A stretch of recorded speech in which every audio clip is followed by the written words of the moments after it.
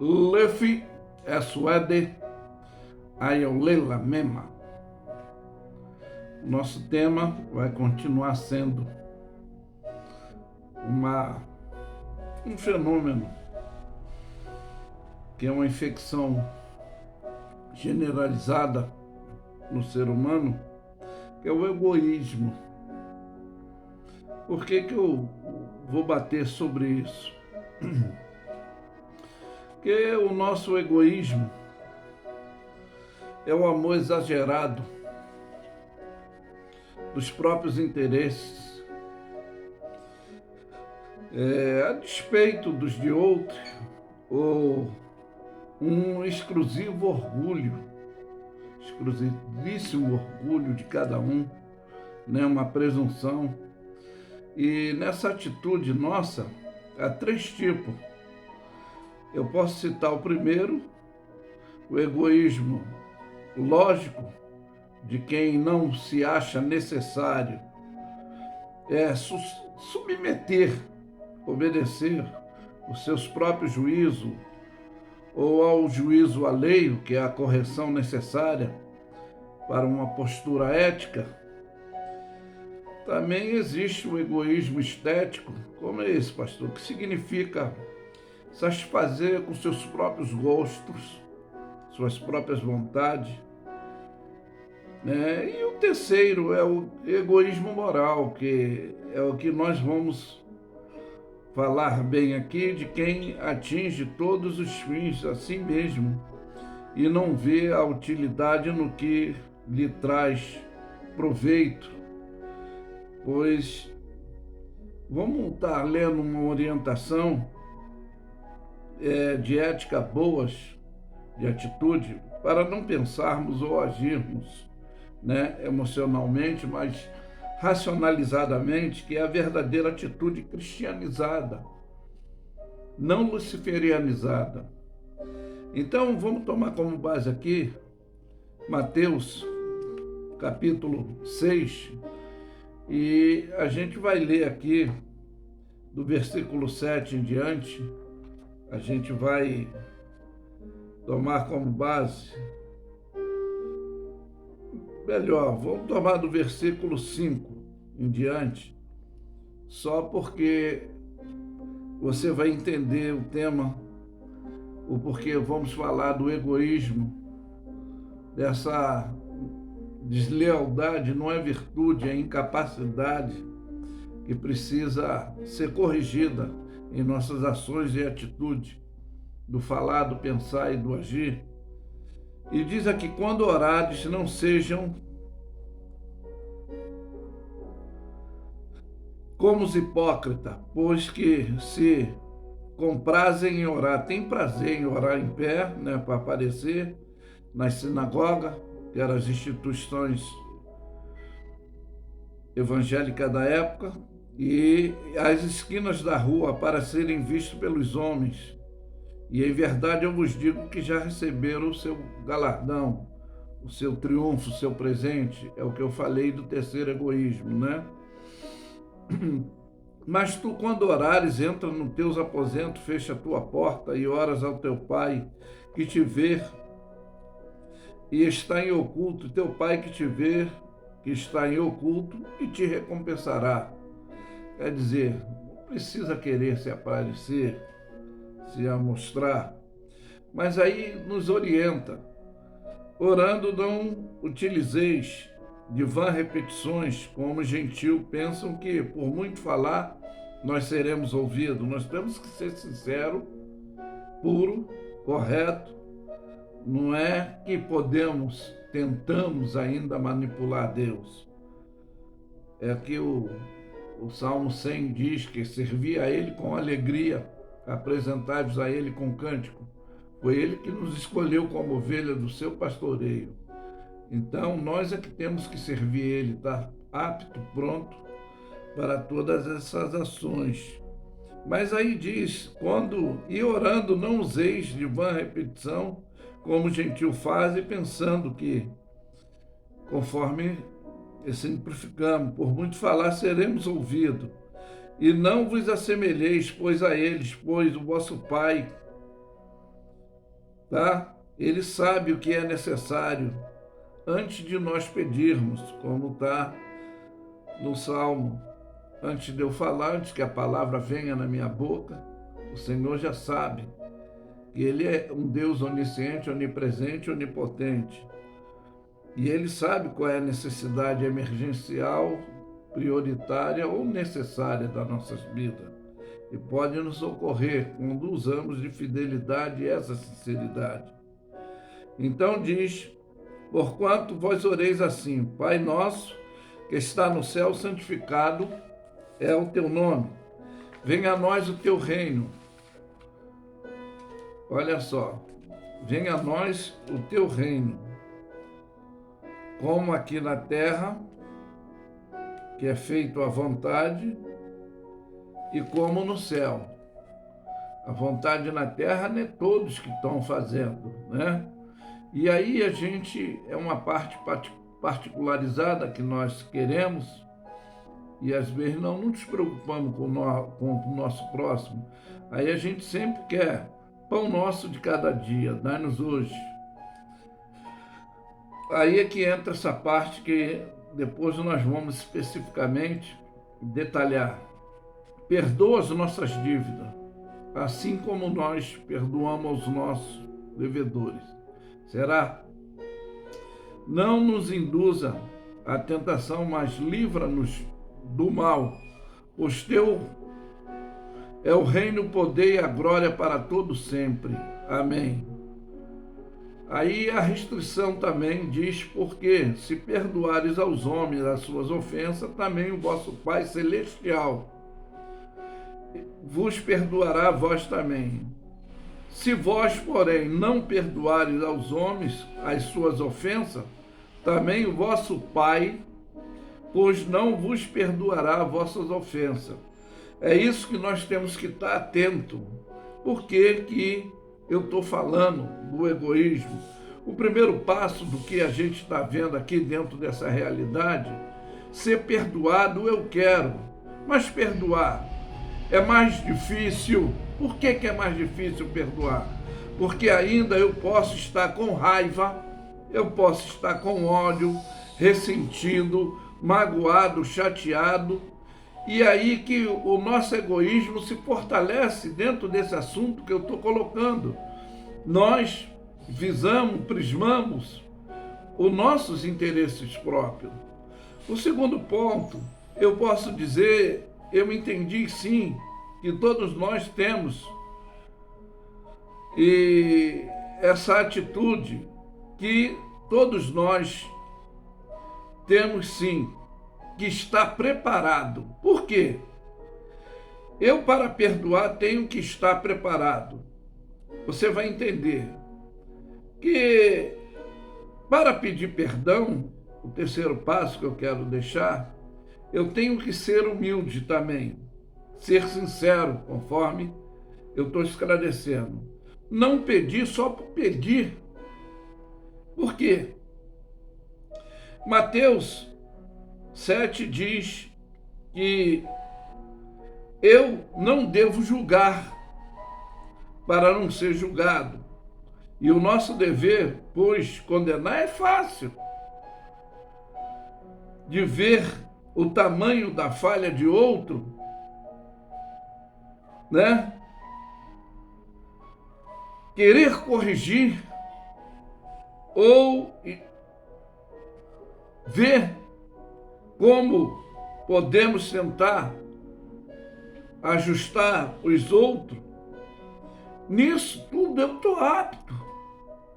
Mas é o que eu falei, será que quando eu vou pedir perdão, eu estou sendo sincero? Quando eu perdoar, eu estou sendo puro? Ou só para me livrar? E ainda o ressentimento, que é um demônio, né? Que fortalece essa atitude malignizada, esse demônio de estar chateado, que é esse espírito, que fortalece essa maldade desse espírito chamado ressentimento. Você talvez possa não concordar que isso seja um espírito ruim, mas é. Bom, quarto ponto, para ser criticador, julgador, condenador e não perdoar conforme eu estou falando, eu estarei sempre preparado, porque é mais simples. Mas olha bem o que é necessário, que diz em Mateus 9,13, diz: ide aprendei o que significa misericórdia quero e não sacrifício, tá? Porque eu não vim para chamar o justo, mas os pecadores ao arrependimento.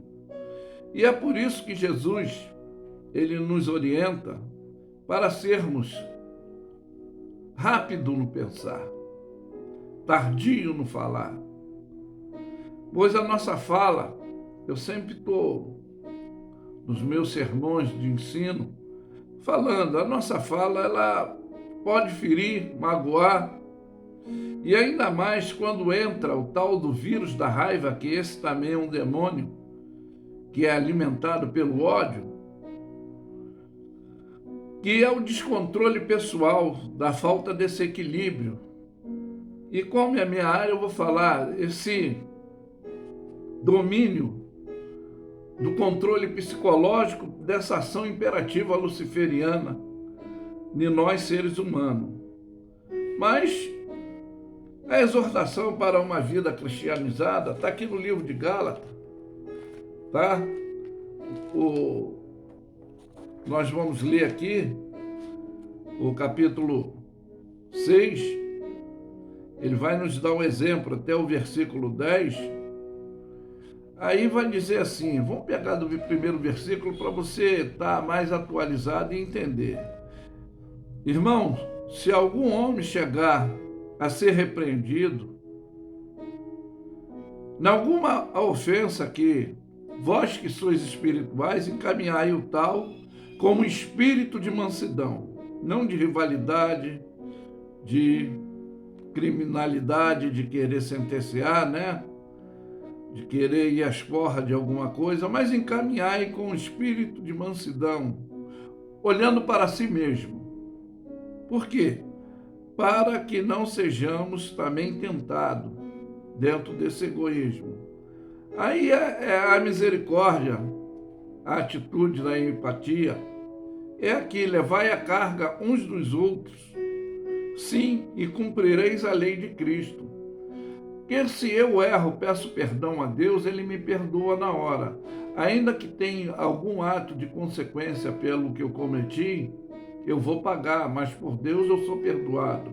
Mas pelo ser humano, ele quer sentença de condenação imediata. Ele não vai usar de misericórdia. E é por isso que está dizendo aqui que nós temos que levar a carga uns dos outros, e assim nós vamos cumprir a lei de Cristo. Porque, você vai me entender, porque se alguém cuida ser alguma coisa e não sendo nada, ele engana a si mesmo, tá? Mas prove cada um a sua própria obra e terá a glória em si mesmo, não no outro.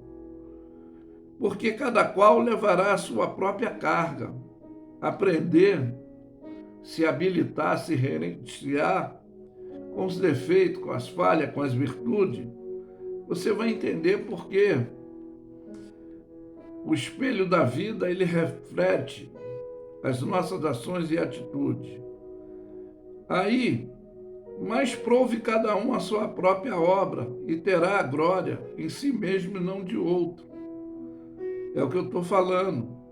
E uma exemplificação qualificada, nós vamos ser um referencial, não destrutivo, não negativo, mas exemplar, qualificado, que é o que Cristo quer nos instruir, o seu espírito doutrinal nosso, com esse exemplo de qualificação. Aí diz, e o que é instruído na palavra, reparta todos os seus bens com aquele que o instruiu. Não erreis.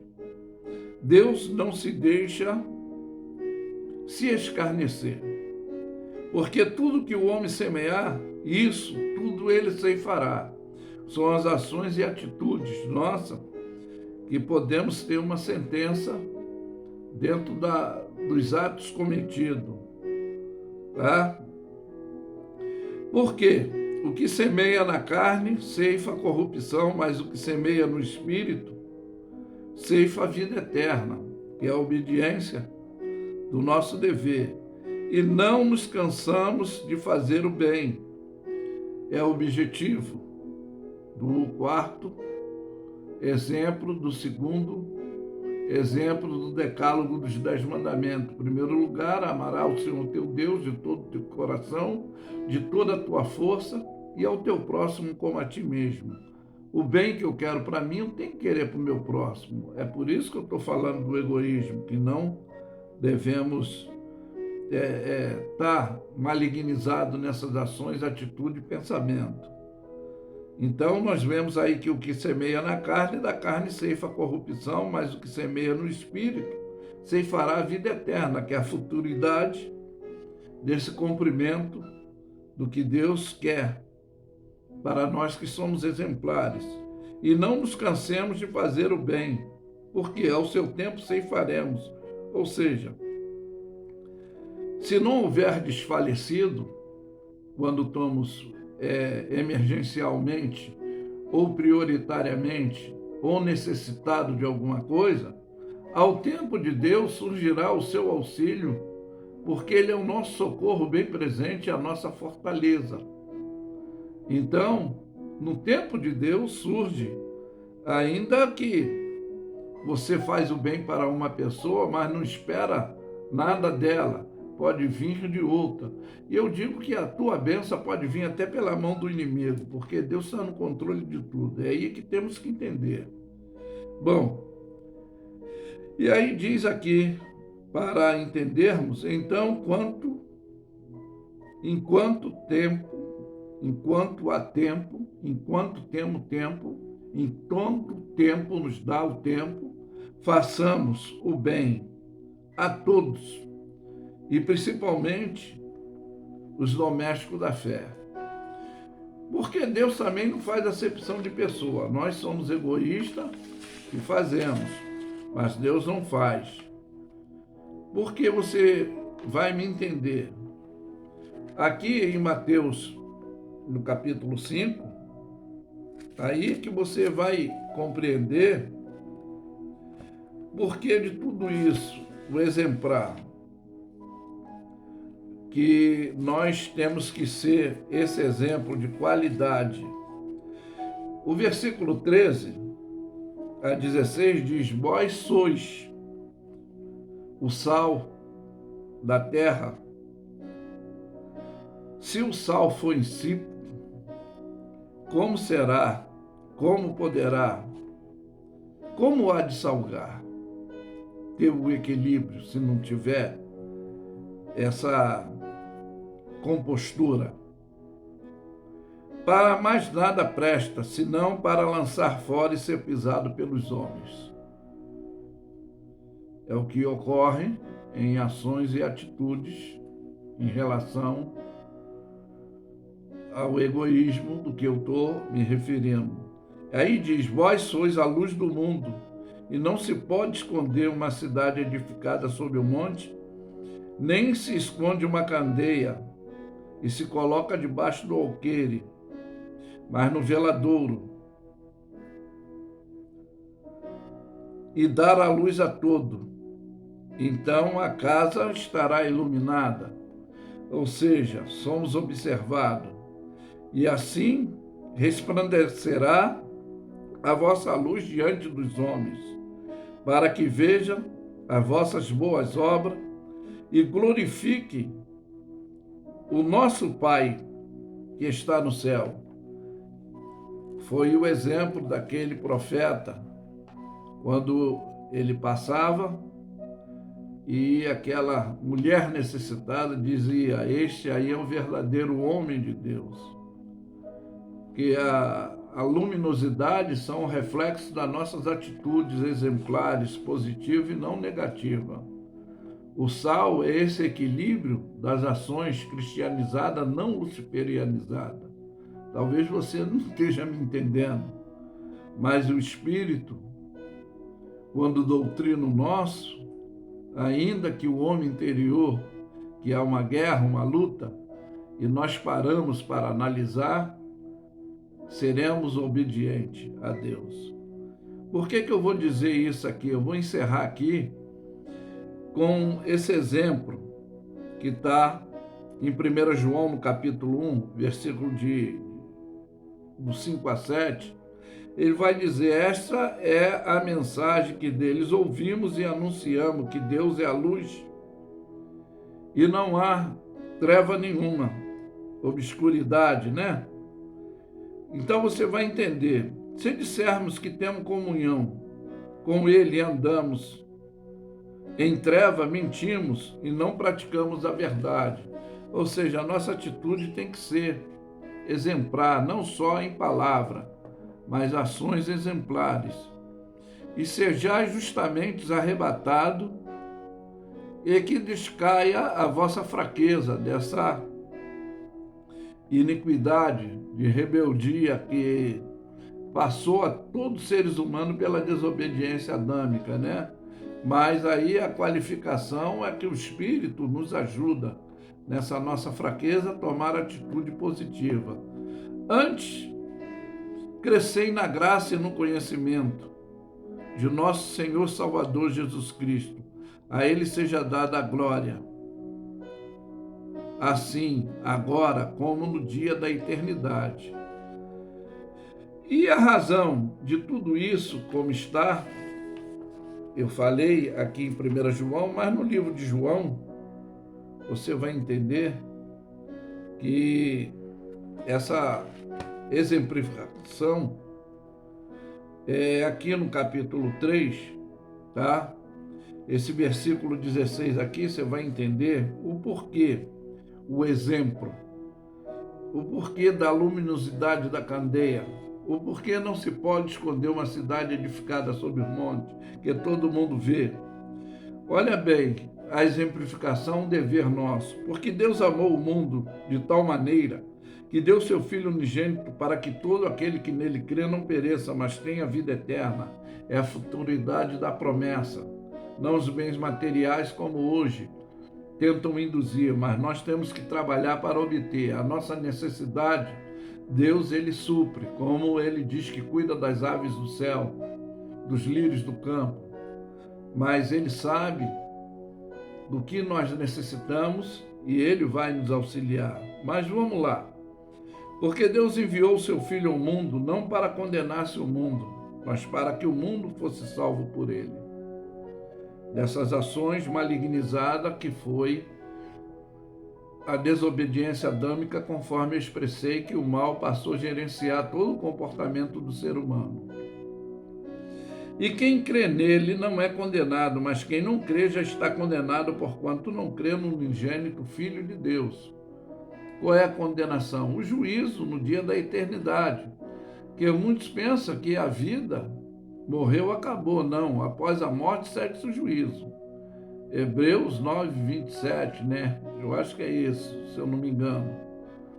Diz aí que aos homens está designado morrerem uma só vez, e após a morte segue-se o juízo. É o que Salomão fala lá no capítulo 12. 12 de Eclesiastes, que diz que todos teremos que comparecer ao tribunal de Cristo. Ele há de trazer que é toda obra boa, que é toda obra má, né? Então nada vai ficar obscuro diante de Deus. Bom, a condenação é esta, que a luz veio ao mundo e os homens amaram mais as trevas do que a luz, porque as suas obras eram más. Então, se você quer ter e vive em exemplo de vida, as suas ações, ela vai ser observada, ainda que o mal venha tentar aborrecer a luz, mas nós vamos permanecer na luz. Por quê? Todo aquele que faz mal aborrece a luz e não vem para a luz para que as suas obras não sejam reprovadas. É por isso que muitos não querem deixar os seus vícios, as suas malignidades, porque não quer ser corrigido, conforme eu falei, da arrogância, corrigir, ser perdoado, condenar é fácil, ver erro nos outros é fácil, mas corrigir, se adequar, se adaptar aos bons sensos, conselhos, ética e a prática. Mas diz aí, mas quem que pratica a verdade, vem para a luz, a fim de que suas obras sejam manifestas, porque são feitas em Deus. Então, é por isso que nem todos que dizem Senhor, Senhor entrarão no reino do céu. Há uma exemplificação que muitos são chamados e poucos escolhidos. Para continuar sendo esse exemplo de qualificação, um exemplar de orientação, que é esse repartir que nós temos desse conselho para procedimentos exemplares. Mas que fica essa mensagem, que não venhamos ser egoísmo dentro dessa arrogância pelos nossos interesses, não deixar a contaminação do vírus da raiva, do ressentimento, esse demônio da mágoa, esse demônio do chateado, que fortalece essa malignitude, que domina não só o psicológico, aí vai dominar o corpo, a fala, nas ações. Jesus disse, ireis, mas não pequei, não se põe o sol sobre vossa ira, não fique guardando ressentimento, não deixa esse demônio do ódio, do ressentimento, alimentar o teu espírito, mas procura os frutos do Espírito, deixa que o fruto do Espírito Santo doutrine o teu espírito, com boas obras, sendo coerente, sendo manso, tendo temperança, mansidão. Eu sei que é difícil, até para mim, que estou passando a mensagem bíblica. Se eu não vigiar também, eu posso me enquadrar dentro dessa situação arrogante, desqualificada. Mas, por isso eu sempre prismo que nós temos que buscar por dom de discernimento. Por quê? Dom de discernimento de espírito, para não deixar o espírito da raiva, do ódio, da arrogância, do egoísmo, o espírito de ficar chateado, o espírito da ira, que é alimentado pelo demônio do ódio, que é isso que causa o descontrole, a falta de domínio material, intelectual, espiritual, sentimental, profissional, em todo o agir e proceder de nossas vidas. Mas que Deus possa fazer parte da sua vida em todos os setores, gerenciado pelo Espírito de Deus, gerenciando o teu espírito, e você se adequando à vontade de Deus, não os interesses próprios. Porque eu afirmo que Luffy é suede ayaulila. Deus é fiel. Aleluia. Amém. Ficam todos na paz.